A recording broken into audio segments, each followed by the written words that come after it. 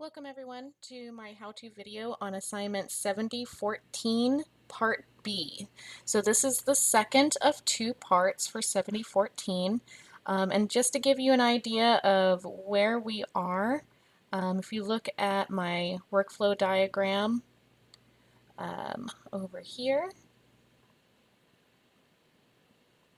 Okay, so we are still in the blue area of the paired assignments. So you have already at this point should have completed part A, which includes up to here. So you've done this stuff so far.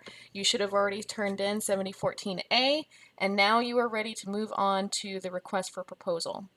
So just to give you an idea, so this is what we're working on for this video in particular. It is the request for proposal. Okay, so I'm just going to give you a very brief overview of assignment 7014B. And to get an idea of that, you can click on this link here in the overview of week 5 in our course Moodle. And this will pop up. And so you just scroll down to task B. Okay. So the first thing you need to do is revise your group work agreement from part A. So in part A, you submitted a group work agreement. Hopefully by this point you have received feedback. You should revise this based off of the feedback, but you should also revise it based off of any ideas that your group has about, this procedure, you didn't like it, you don't think it's realistic, let's change it to something that we'll actually do. Okay, so these policies in your agreement are only useful if your group members buy into them and are willing to follow them. So make sure that when you revise your group work agreement, your rules in there are things that your group will actually do. Okay, so that's the first item for Part B, a revised group work agreement. The second part is what this video is going to be focusing on, which is the request for proposal. Okay, so in this scenario, you are not you. You are not working for Mega Consulting. You are working for a third-party business that your group selects. Okay, so this can be any kind of business. I would recommend that it be a business that is local to at least one member in your group, and that way at least one of you will be able to do on-site visits. I would also highly recommend that the business that your group selects be something that everyone in your group is really interested in, because you all will be researching and writing about this business or writing to this business for the remainder of the summer. So it's really important that everybody value this business or they may not do their best work. Okay, so pick a business that everybody's interested in, and in this document that this video is focusing on, the request for proposal, you are writing as though you are that business. So during this video, I'm going to pretend like you have selected Espresso Royale. It's a coffee shop in Champaign, Urbana, Illinois.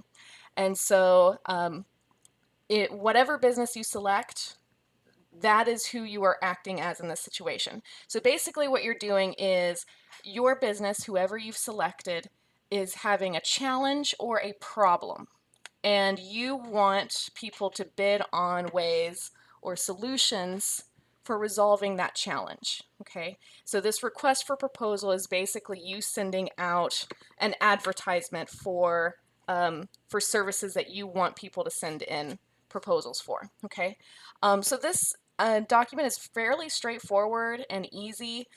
Think of this as a test run for your group work. Okay, so there will be some research involved, and the idea is that if you can do this project really well and perfect your group work, your teamwork, then for the final project you'll be awesome. All right, so here's the content. This will look very similar to assignment 7063, and that's on purpose. So you should already know how to find out a lot of this content yourselves. So the real name of the company or business that you've selected, okay? A hypothetical but realistic challenge. So you could base this off of stuff that you've seen in the news that's common in that industry, some kind of problem or challenge that you think is really relevant to right now.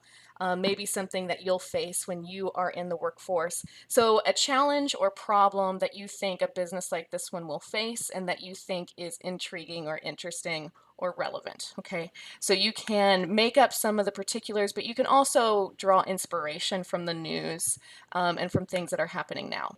So once you have completed parts A and B, and this is basically discussion at this point, so your group should agree that this is the business we want to focus on and this is the challenge or problem we want to address, that we want help with.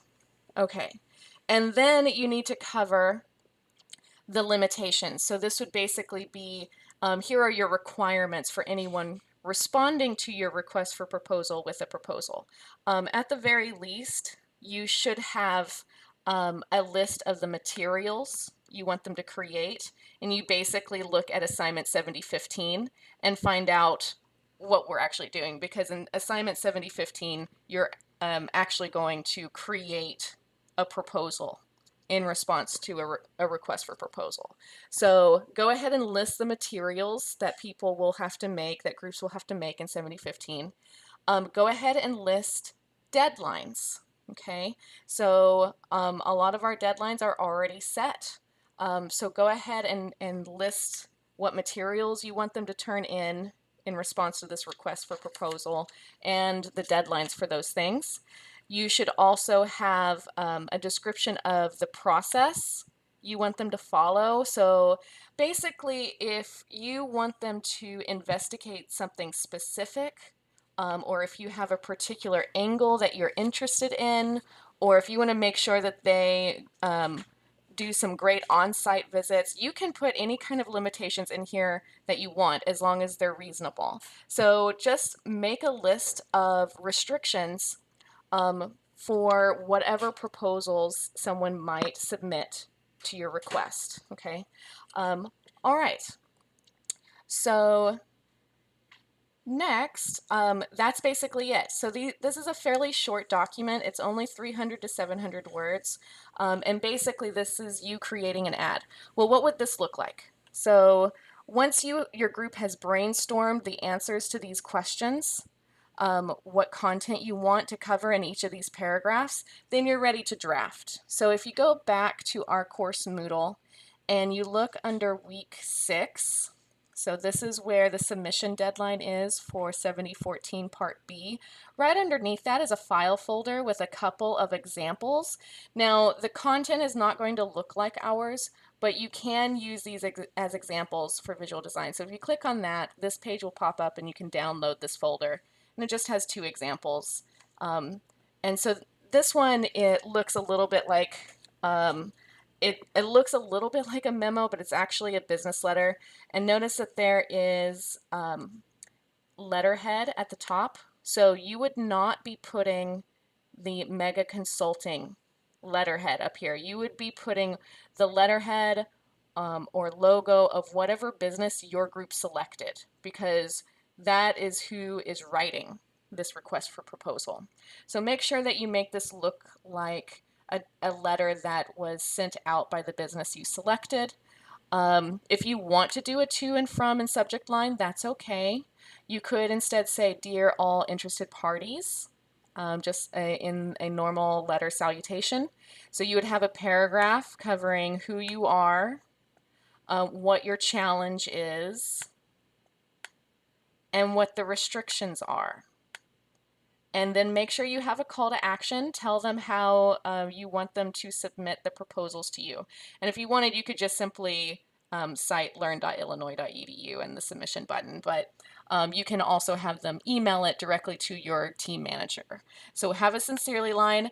And this is important. Don't list every single person's name in your group for this. You should just list a representative. I know that seems weird because you're all doing the work, but typically in business, you wouldn't list a whole team on a letter like this. You would just list the representative. So your team can decide if that's the group manager or somebody else. And then give them a title. If not a title, at least the business's name. Okay, so that's one example. And then the other one looks fairly similar. Here we go. Open up my other example. So again, we have our letterhead up here with a date. So having the business logo. And this one just kind of goes straight into the content. So instead of an executive summary, because yours is not going to be so long that you need an executive summary, go ahead and do, the overview, who you are, what profile the business, then go into the challenge, and then go into the restrictions. So this looks a lot more like a job ad or a job posting. And that's kind of what you can think of this as. You are creating a job posting or a project posting in which people are supposed to send you a proposal. Okay, so feel free to use either of these designs to model your own request for proposal on. And then that's basically it. So what I will be grading on is whether or not you answer these questions in the outline. Do you profile the business? Do we get an idea of who you are and what you stand for? And it's fine to draw this information from the company's website. Okay, that would make complete sense. You need to describe the challenge in detail. So this should be its own paragraph. I need to get a good idea of what makes this a challenge. Why is this problematic to you? What do you care about? And then give me some interesting requirements. Make sure that you include the basic ones that are already set, such as what materials proposers would be creating in their deadlines. But, show me that you really understand this challenge by giving me at least one interesting restriction that really kind of tells the reader what you really care about. Okay, and so that's the sort of thing that will take your project to like A+ level. All right, make it look professional, make it sound like you know the kind of style that would be professional. So remember our lessons, and that's basically it. And I'll be providing you feedback after this. Okay, so that's the bulk of what this video is going to be about. The other things that you want to cover in this assignment, and I will have a video on part 3 on item task number 3. You will then create an in-house proposal, or what I will be calling the project plan memo. So I will have another video on this task next. You should also have a schedule of deliverables that you create. So if you open this up,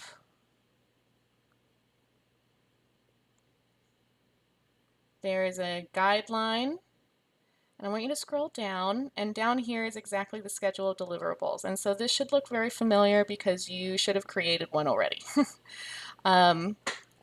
So you will create a schedule of deliverables for assignment 7015. So that means your group has to know a lot about 7015 in order to do this. And so you will create this as an attachment, and then you will put a title page on it, and that is 7014B. It's much more substantive than 7014A, but less so than 7015. All right. So I hope that this video was useful and that you will check out my other ones for the rest of 7014 Part B. Good luck.